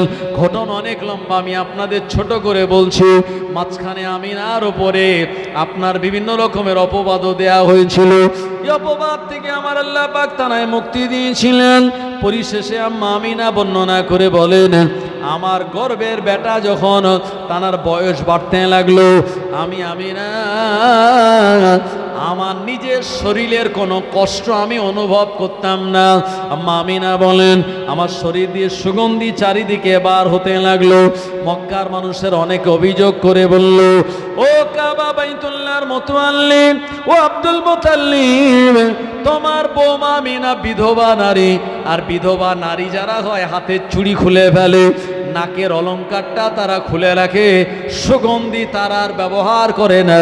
অথচ আমিনা এমন সুগন্ধি মাখে যেখান দিয়ে যায় ওই জায়গাটা সুগন্ধিতে ভরপুর হয়ে যায়। আব্দুল মুতাল্লিবের কাছে অভিযোগ আসলো। আব্দুল মুতাল্লিব ওনার স্ত্রীকে বললেন, একবার বৌমার সঙ্গে কথা বলো, এমন সুগন্ধি বৌমা যেন আর না আমাকে, কারণ আমি কাবা বাইতুল্লাহর মুতাল্লি, আমার ইজ্জতে লাগে। ও জোয়ানেরা, যুবকেরা, আম্মা যেন আমিনার শাশুড়ি মা যখন বললেন, এ সময় আম্মা আমিনা বলেছিলেন, ও আমার আম্মা, আমার এই সুগন্ধিটা বাইরের কোনো আতরের নয়, আমি সুগন্ধি এমন বাইরের কিছু মাখি না, বরঞ্চ এটা আমার পেটের ভিতরের সুগন্ধি। ও আমার মেয়েজানেরা, আব্দুল মুতাল্লিবকে যখন বলা হলো, আব্দুল মুতাল্লিব এসে বলেন, বৌমা, কথা যদি সত্য হয় একবার তুমি জমিনে থুতু ফেলো, পিক ফেলো। আম্মা আমিনা জমিনে যখন তিনি পিক ফেললেন, আল্লাহর কসম ওই জায়গায় গোটা এলাকাটা সুগন্ধিতে ভরপুর হয়ে গেল। কাবা বাইতুল্লাহর মুতাল্লি আব্দুল মুতাল্লিব বললেন, ও পুত্রবধূ আমিনা, চিন্তা করো না, পেরেশানি নিও না, আমার বিশ্বাস তোমার গর্ভে যিনি অবস্থান করছেন, ওনার আশার মাধ্যমে আমার আল্লাহ পাক গোটা পৃথিবী জমিনে বিরাট এক পরিবর্তন ঘটিয়ে দেবে। আসলে সুগন্ধিটা ছিল প্রিয় নবীর শরীরের সুগন্ধি। আরো জোরে বলেন সুবহানাল্লাহ। তায়েফে যাওয়ার সময় আমরা একটা মসজিদে প্রবেশ করেছিলাম। হ্যাঁ, মানে যে জায়গায় নবীজি ওই মসজিদে তিনি নামাজ পড়তেন, আর নামাজে যখন যেতেন একজন মহিলা একটা গাছের কাঁটা তুলে রাস্তাতে বিছিয়ে দিত। সেই মহিলা এই কাঁটা বিছানো কাজ প্রতিদিন করত। একদিন যখন কাঁটা বিছায়নি, নবীজি সংবাদ নিলেন যে কি ব্যাপার, আজকে রাস্তায় কাঁটা নেই। তো কেউ কেউ বললেন, হুজুর ওই মহিলা অসুস্থ, নবীজি তাকে দেখতে গেলেন। ভাই, আমি সেই কাঁটাযুক্ত গাছের গুঁড়িটা দেখে এসেছি নিজের চোখে। আজও ওই বুড়ি যে গাছ থেকে কাঁটা তুলে নবীজির জন্য বিছিয়ে দিত, ওই গাছের গুঁড়িটা আজও আল্লাহ পাক রেখে দিয়েছেন। আর নবীজি মসজিদে প্রবেশ করে একটা পাথরে হেলান দিতেন। ওই পাথরে যেখানে হেলান দিতেন, ওই হেলান দেওয়া পাথরটা আজও রয়েছে, এবং নবীজির শরীরের যে সুগন্ধি সেই পাথরে লেগে আছে। আজও গেলে নবীজির শরীরের সুগন্ধি সেই পাথর থেকে আজও বার হচ্ছে। জোরে বলুন সুবহানাল্লাহ। নবীজি যখন আম্মা আমিনার গর্ভে, এমন সুগন্ধি গোটা এলাকায় ছড়িয়ে পড়েছিল। আম্মা আমিনার এই শরীর দিয়ে বার হতো। আম্মা আমিনা বলছেন, দিন যাচ্ছে, রাত আসছে, এক একজন নবী আলাইহিস সালাম আমাকে সে সুসংবাদ দিয়ে বলে যায়, আমিনা চিন্তা করো না, পেরেশানি নিও না, তোমার গর্ভে যিনি আগমন করেছেন, আর কিছুদিন পর যিনি দুনিয়ার জমিনে আসবেন, উনি হলেন আহমদ। আমার আল্লাহ পাক আসমানে তানার নাম রেখে দিয়েছেন আহমদ, জমিনে তানার নাম হবে মুহাম্মদ। দুনিয়ার জমিনে যত নবী পয়গম্বর আলাইহিস সালাম গণের এসেছিলেন, ওই নবীজির উম্মত হওয়া তানার ইচ্ছা প্রকাশ করেছিলেন। ও আমিনা, নসিব আপনার ভালো, কপাল আপনার বড়, ওই সন্তান আখিরি জামানার পয়গম্বর। জোরে বলুন সুবহানাল্লাহ। আম্মা আমিনা বলেন, বিকালবেলা আমি যখন পানি নেওয়ার জন্য ঘর থেকে বার হতাম, এ সময় কুয়ার কাছে চলে যেতাম। যে কুয়ার কাছে গিয়ে দেখতে পেতাম কুয়ার পানির লেয়ারটা অনেক নিচের দিকে, মানুষেরা বালতি রশি দিয়ে পানি তুলছে। আম্মা আমিনা যখন ওই কুয়ার পাশে গিয়ে দাঁড়িয়ে যেতেন, আমার আল্লাহ পাকের অপার কুদরতি ক্ষমতায় আম্মা আমিনা যাতে কষ্ট না হয়, পানি তোলার জন্য ওই কুয়ার পানিটা কুয়ার মুখ বরাবর এসে আম্মা আমিনার জন্য নেওয়া সহজ হয়ে যেত। আরো জোরে বলেন সুবহানাল্লাহ। আম্মা আমিনা বলেন, আমি বিকালবেলা বেরিয়েছি, দেখতে পেলাম একটা বাঘ একটা হরিণকে তাড়া দেয়। আমি সময় দেখলাম যে বাঘ হরিণকে তাড়া দিচ্ছে তাকে ধরে খাওয়ার জন্য। আমি আমিনা আমায় দেখার সঙ্গে সঙ্গে ওই হরিণটা আমার কাছে চলে এসেছে, বাঘ আমার কাছে এসেছে, দুইজনে আমায় সালাম জানালো। বাঘ হরিণকে আর ধরল না, আর হরিণও বাঘের ভয়ে পালিয়ে গেল না। এই রকম একটা বিরাট পরিবর্তন দেখে আমার মনে হলো আমার গর্বে যিনি আগমন করেছেন জানার দ্বারা আমার আল্লাহ পাক গোটা দুনিয়া জমিনে এক পরিবর্তন ঘটিয়ে দেবেন। আম্মা আমিনা বলেন, অবাক করা বিষয় আমি দেখতে পেতাম আমার ঘর থেকে রাতের বেলা মাঝে মাঝে একটা আলো বার হতো। ওই আলোটা এত পাওয়ারফুল, এত তেজি আলো, যে আলো দিয়ে শাম দেশের বড় বড় অট্টালিকাগুলি দেখা যেত। আমি না এ সময় আমার দুনিয়ায় আমার বেটার দুনিয়া আসার সময় নিকটবর্তী হয়ে পড়ল। আমি একা একা চিন্তা করতে লাগলাম, আমি কোণে ঘরের ভিতরে একা অবস্থান করি, এই জায়গায় আমায় সাহায্য সহযোগিতা কে করবে? আমি আল্লাহর উপরে নিজেকে ভরসা করলাম। আমি হঠাৎ দেখতে পেলাম কয়েকজন মহিলা, লম্বা লম্বা চেহারার মহিলা আমার বাড়ির দিকে তারা আসতে লেগেছে। আমি তানাদের চিনি না, জানি না। তানাদেরকে আমি জিজ্ঞাসা করলাম, মা ইসমুক, আপনাদের নাম কি? কোন জায়গা থেকে আপনারা এসেছেন?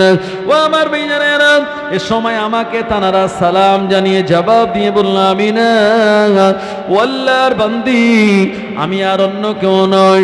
একজন বলেন, আমি হলাম ঈসা আলাইহিস সালামের আম্মা মরিয়ম আলাইহিস সালাম। আর একজন বলেন, আমি হলাম ফেরাউনের স্ত্রী আসিয়া। আর একজন বলেন, আমি আইয়ুব নবীর বিবি রহিমা। আর আমাদের সঙ্গে যারা আছে আমার আল্লাহ পাকের জান্নাতের হুরগণেরা, আপনার খেদমাতের জন্য আমার আল্লাহ জান্নাতুল ফিরদাউস থেকে আপনার ঘরে আমাদেরকে পাঠিয়ে দিয়েছে। আরো জোরে বলেন সুবহানাল্লাহ। ও জওয়ানেরা, যুবকেরা, আম্মা আমিনা বর্ণনা করে বলেন 570 খ্রিস্টাব্দ 12 রবিউল আউয়াল সুবহে সাদেকের সময়, এমন করে রাতের শেষ আর দিনের শুরু, এমন একটা সময় আমি দেখতে পেলাম আসমান থেকে আমার ঘর পর্যন্ত একটা গোলাকার কাপড় দিয়ে ঘিরে দেওয়া হলো, শয়তান যাতে আমার ঘরের কাছাকাছি আসতে না পারে। এ কারণে আমার আল্লাহ পাকের ফেরেশতাগণেরা আম্মা আমিনার ঘরটা চারিদিকে ঘিরে রাখলো। আম্মা আমিনা বলেন, এই গোলাকার কাপড় দিয়ে যখন আমার কোণে ঘরটা ঘিরে দেওয়া হলো, এ সময় আমি একটা বিকট আওয়াজ পেলাম।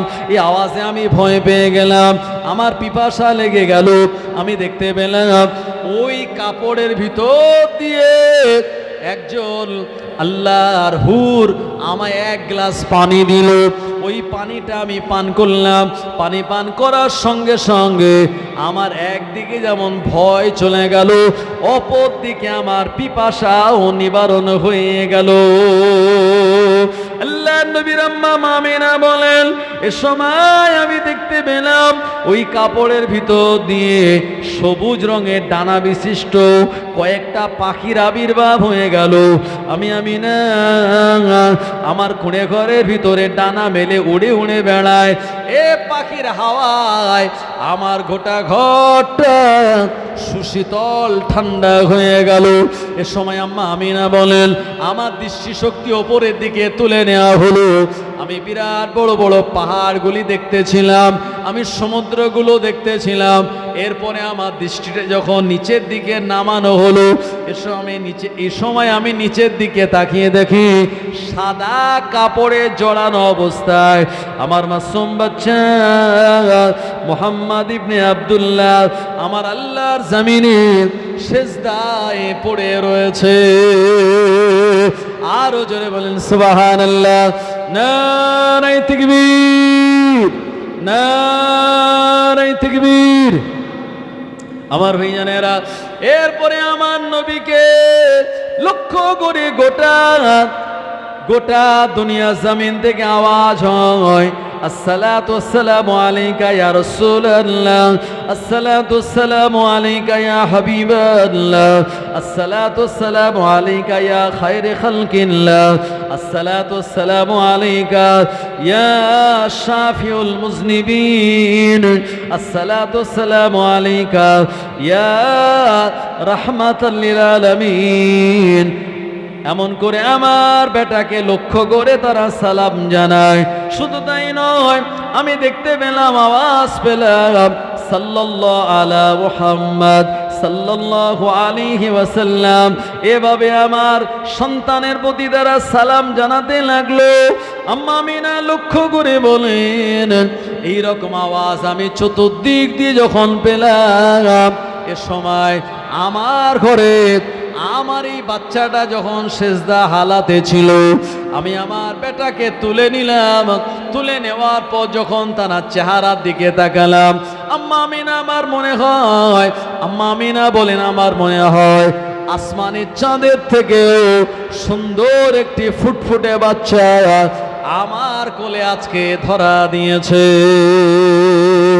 ও জানেরা যুবকেরা, আল্লাহর নবীর আম্মা আমিনা বর্ণনা করে বলেন, এ মাসুম বাচ্চাটাকে আমি চুমা দিতে লাগলাম। এ বাচ্চাটা দুনিয়া জমিনে আগমন করার পর আমার ঘরে ফেরেশতাগণেরা লাইন দিয়ে তানারা 3 দিন পর্যন্ত আমার বাচ্চাটাকে সালাম জানায়। আমার শ্বশুর আব্বা আব্দুল মুতাল্লিব আমার ঘরে ঢুকতে চেয়েছিল, কিন্তু না না না, 3 দিন পর্যন্ত ফেরেশতানা তানায় ঢুকতে দেন নাই। সমস্ত ফেরেশতাগণেরা প্রিয় নবীর চেহারা তানারা দর্শন করলেন। তারপরে ৪থ দিনে আব্দুল মুতাল্লিব আম্মা জান আমিনার ঘরে প্রবেশ করলেন। ও আমার ভাইজানেরা, আব্দুল মুতাল্লিব বললেন, এ আমার পুত্রবধূ আমিনা, তোমার বেটাকে আমার কোলে একটু দিয়ে দাও। এ সময় আব্দুল মুতাল্লিব প্রিয় নবীকে নিজের কোলের ওপরে নিলেন। এরপরে বললেন, এ বৌমা আমিনা, এ বাচ্চাটার কি নাম রেখেছো? আম্মা আমিনা বললেন, আব্বাজান, কোন নাম এখন আমি রাখি না, তবে কি নাম রাখতে হবে আমার আল্লাহ পাকের অসংখ্য নবী আম্বিয়া আলাইহিস সালাম গণেরা তানারা আমায় রাতের বেলা এসে জানিয়ে দিয়েছে, ও আমিনা, আমিনা, এই বাচ্চাটার অন্য কোনো নাম রাখা যাবে না।